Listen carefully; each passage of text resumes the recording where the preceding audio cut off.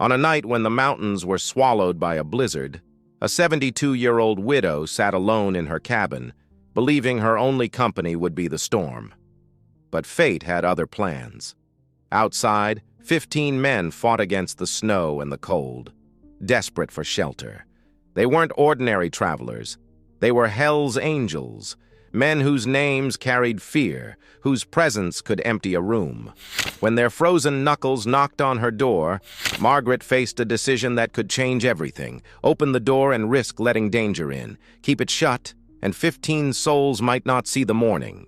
What happened next became the story of a lifetime, one that shook a town and left 100 roaring engines lined up at her doorstep by sunrise.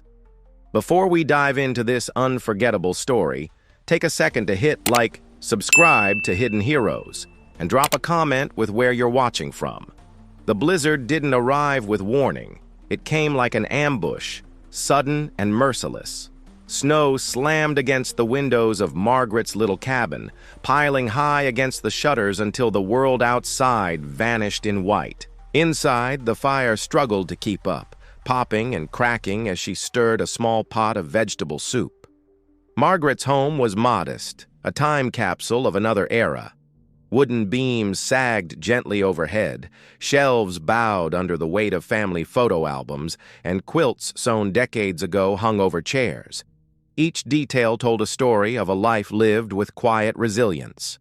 Margaret wasn't wealthy, nor was she powerful. But she carried something many had lost, a belief in the small goodness of everyday life. Tonight, though, even she felt unsettled. The wind didn't just howl, it screamed, bending the trees as though trying to rip them from the earth. She drew her shawl tighter, whispering a prayer for safety. In another part of the valley, however, 15 riders were caught in the storm's jaws.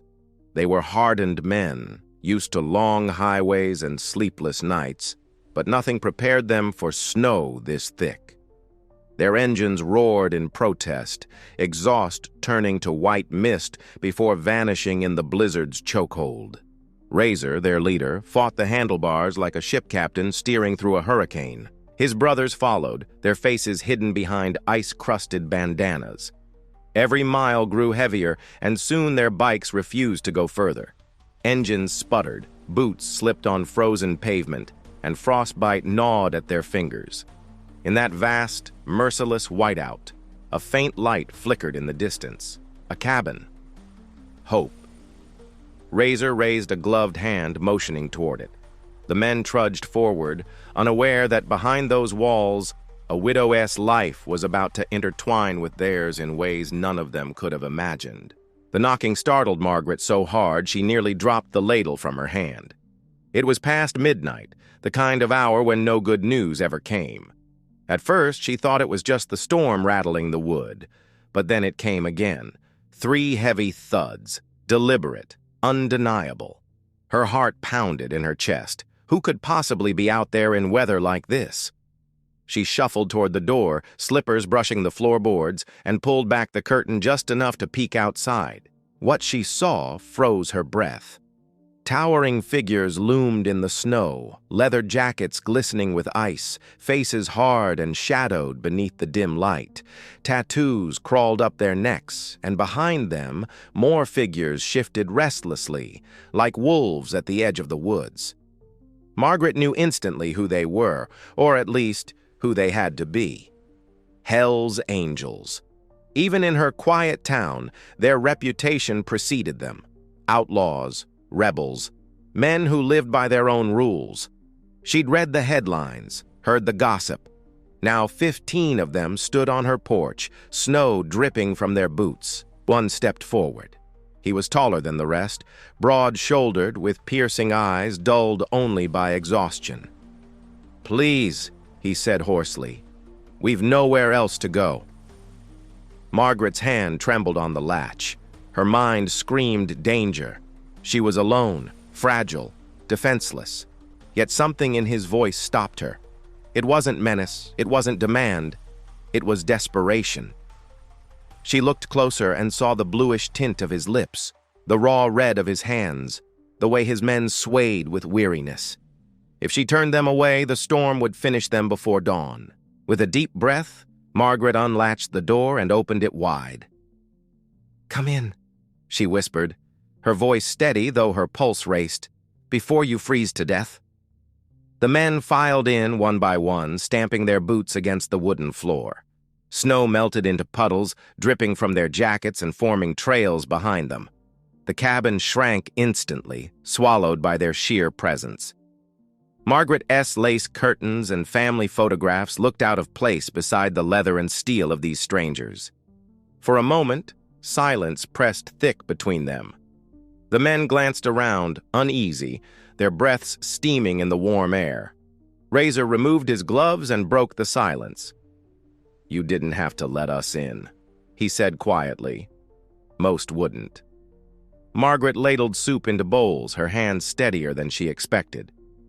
"You knocked," she replied. "That was enough." They exchanged looks, surprised by her calmness. At first, no one spoke, but hunger overruled hesitation. Spoons clinked against bowls, and soon the room filled with the sound of men eating as though they hadn't seen food in days. Slowly, the tension softened. One biker, younger than the rest, leaned back in his chair, sighing deeply. "Best meal I've had in months," he admitted. Another chuckled, wiping his beard. "Never thought I'd say this, but soup just saved my life." Margaret smiled faintly. Their laughter didn't sound dangerous. It sounded human.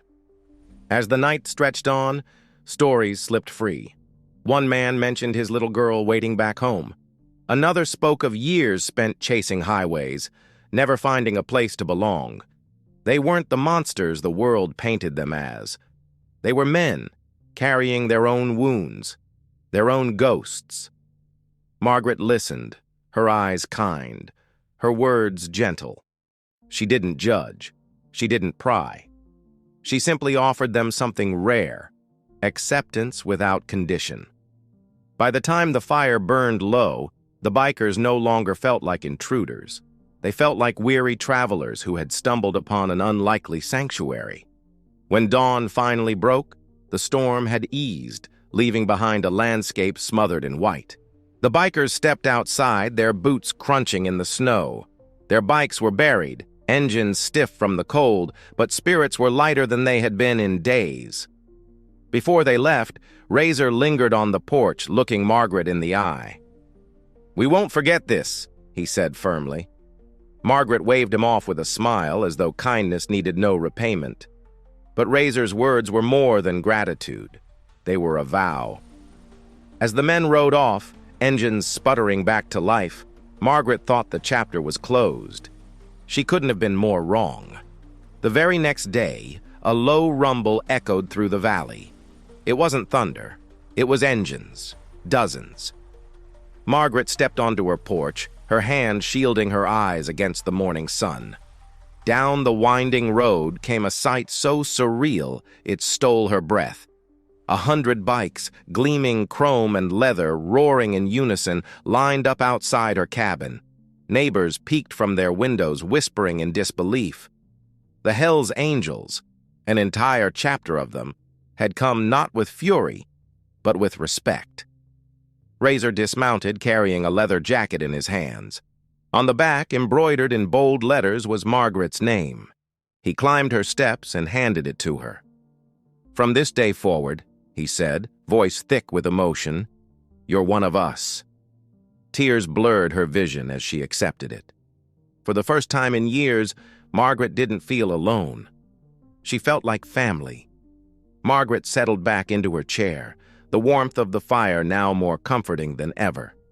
As she looked at the bikers around her, she couldn't help but reflect on her own life.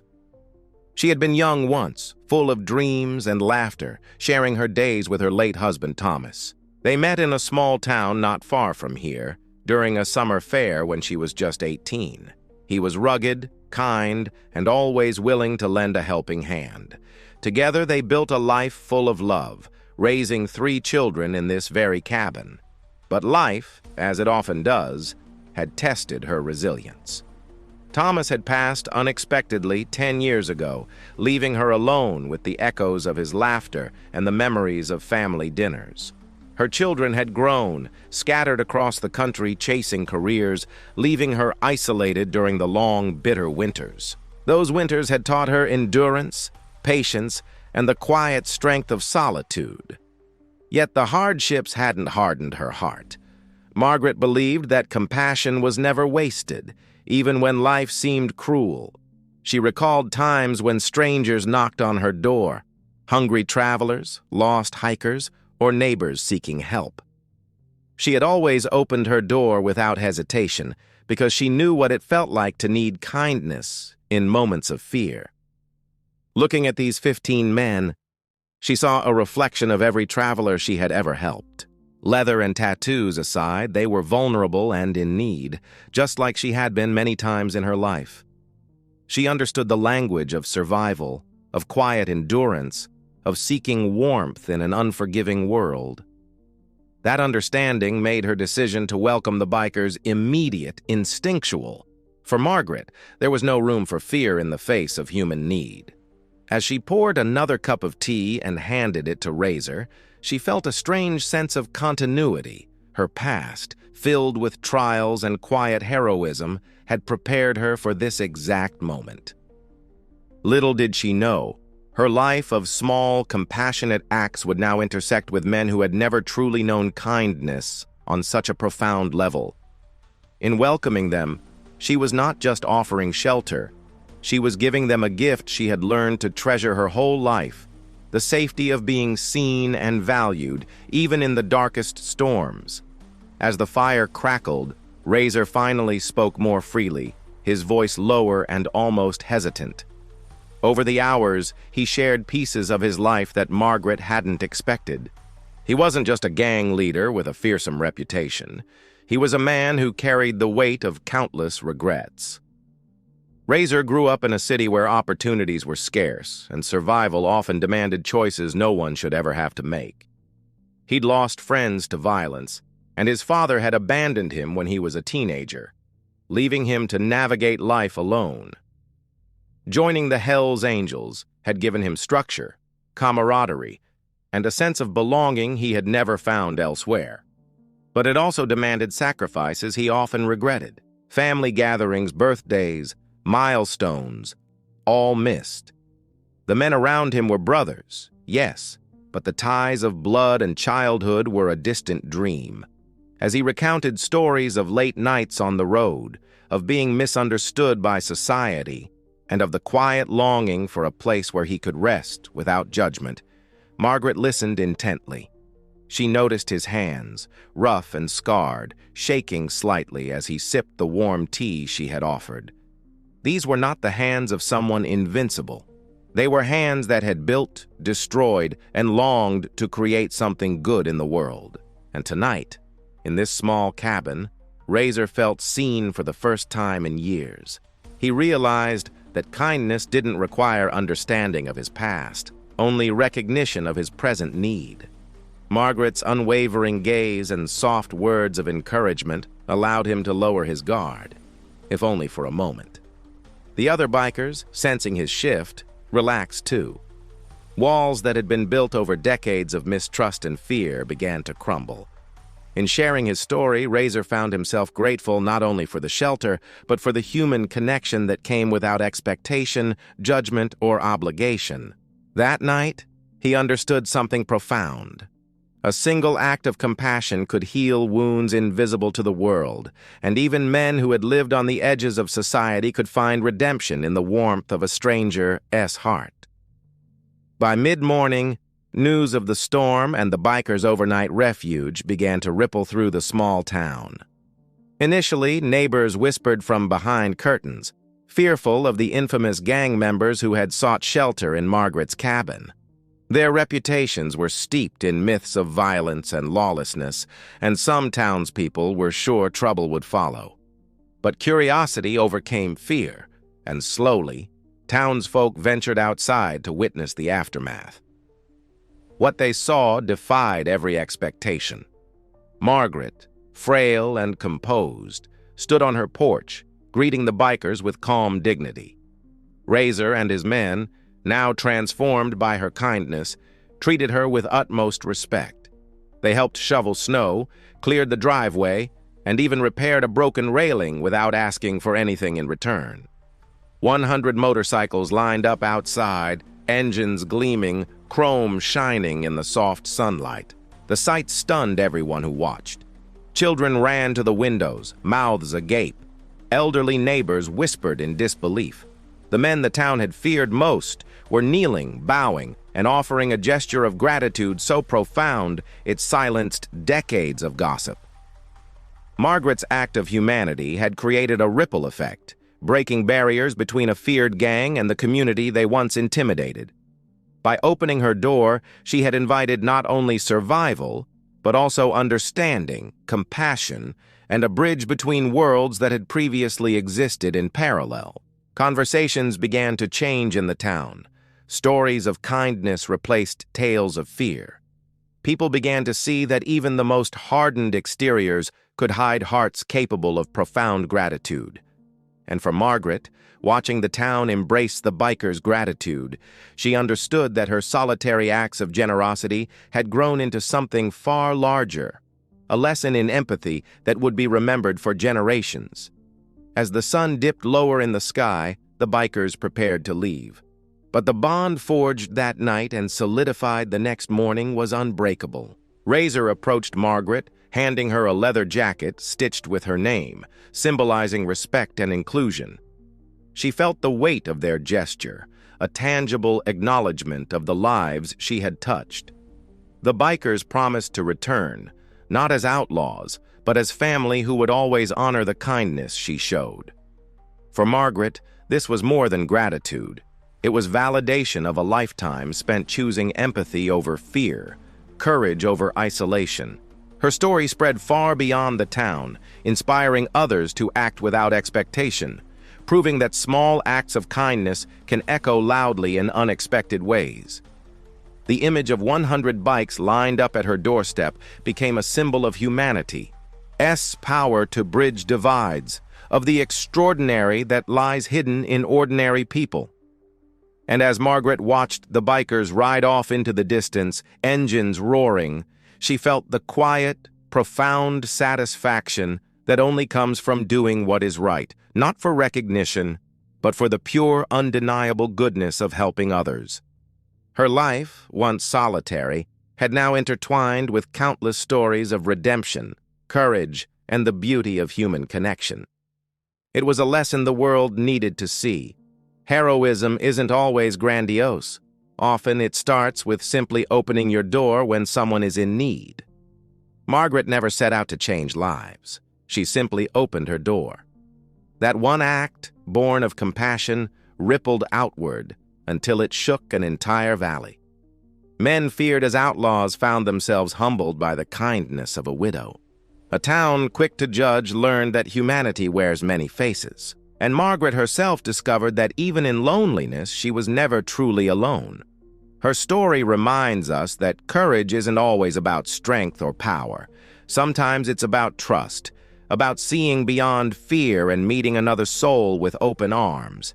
And maybe that's the lesson we all need in a world so quick to divide us. Would you have opened the door that night? Share your thoughts below, subscribe to Hidden Heroes, and check out another video to discover more ordinary people whose choices turned them into legends.